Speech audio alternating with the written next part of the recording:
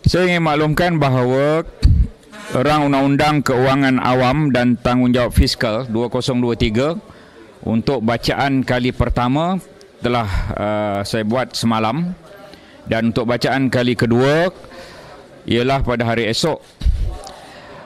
RUU Keuangan Awam dan Tanggungjawab Fiskal ini kali pertama dibentangkan dalam sejarah negara kita.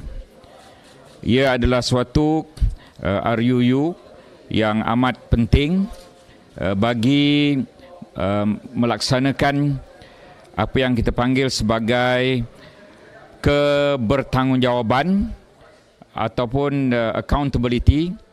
Satu lagi ialah ketelusan atau transparansi, dan perkara yang satu lagi ialah responsibility ataupun tanggungjawab kepada dasar fiskal dan ekonomi negara.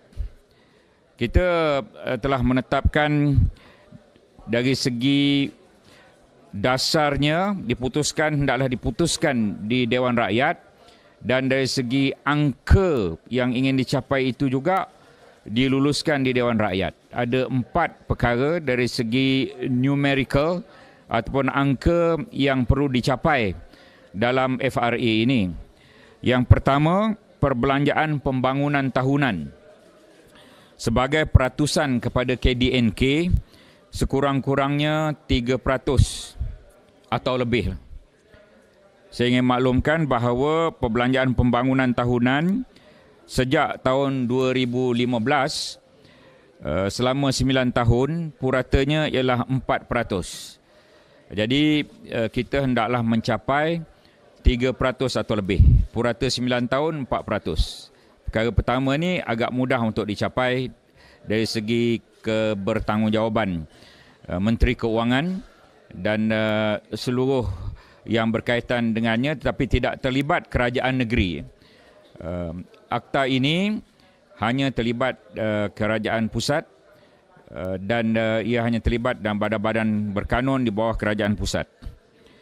Yang kedua yang ingin kita capai ialah baki fiskal sebagai peratusan pada KDNK sebanyak negatif 3% atau kurang dalam tempoh 3 hingga 5 tahun. Ini ialah defisit.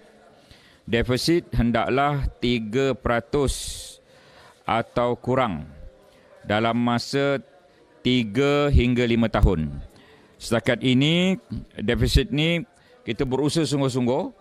Selama 9 tahun purata sejak tahun 2015, defisit ialah 4.42%. Sekarang ini 5%. Dalam masa 5 tahun kita berusaha daripada 5% ini kita nak turunkan kepada 3% atau kurang. Dan ia pernah dicapai pada tahun 2017 sebanyak 2.9% defisit. Perkara ketiga yang kita perlu ikut dalam FRA ini, kerajaan perlu patuh, ialah paras hutang sebagai peratusan pada KDNK hendaklah sebanyak 60% atau kurang dalam tempoh 3 hingga 5 tahun. Dan saya ingin maklumkan selama 9 tahun sejak 2015, paras hutang daripada KDNK secara purata ialah 56.3%. Kita tahu ketika COVID, 2 kali kita minta kelulusan di Dewan Rakyat. Pertama daripada 55% ditingkatkan kepada 60%, kemudian ditingkatkan sekali lagi pada 65%. Tetapi yang kita ingin capai dalam tempoh 3 hingga 5 tahun hendaklah 60% atau kurang. Dan yang akhir, jaminan keuangan sebagai peratusan kepada KDNK, ini dikenali juga sebagai government guarantee, dikenali juga sebagai contingent liabilities. Dia hendaklah kurang atau sama dengan 25% daripada KDNK.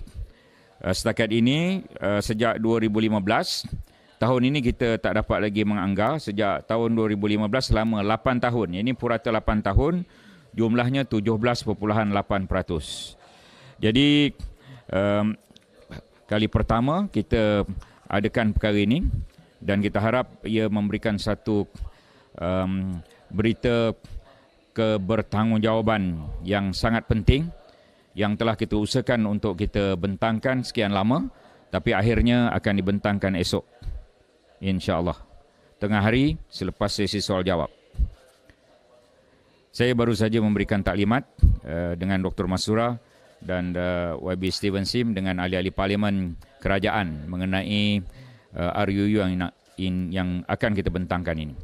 Kita dah dengar lama tentang RUU ini sejak beberapa tahun yang lepas, tetapi akhirnya kita boleh melaksanakan dan boleh membentangkan esok.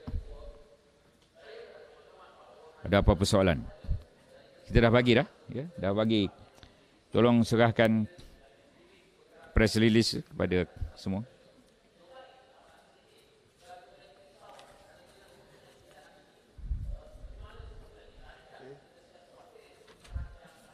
Tak ada apa-apa soalan. Bagi semua. Dia ada 25 orang. Saya okey. Depan belakang dia.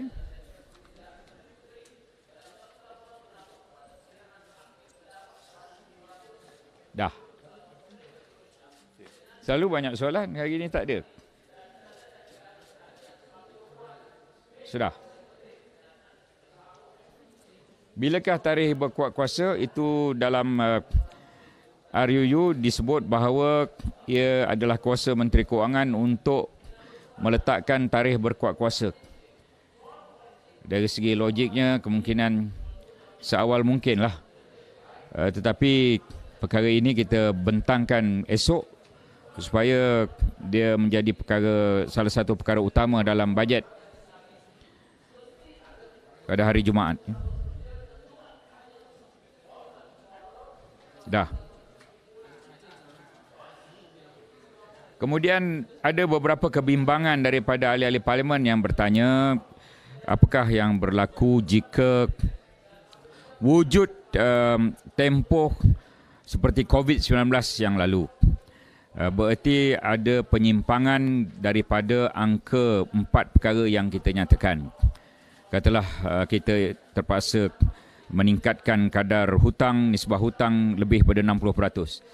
Apa yang perlu dibuat ialah Kementerian Kewangan perlu membentangkan dalam sidang khas atau sidang biasa Dewan Rakyat untuk mendapatkan kelulusan daripada Dewan Rakyat. Kemudian itu sebagai contoh penyimpangan. Kemudian jika tidak tercapai dalam suasana biasa, apakah yang berlaku? Antara perkara yang perlu dilakukan ialah Kementerian Kewangan perlu bertanggungjawab membentangkan semula dan menyatakan kepada Dewan Rakyat apakah langkah-langkah yang ia perlu lakukan bagi memastikan penyimpangan dan ketidakcapaian itu berlaku. Ini semacam KPI yang diberikan kepada Kementerian Kewangan untuk memastikan 4 perkara fiskal itu dicapai. Adakah langkah-langkah yang berat perlu dikenakan?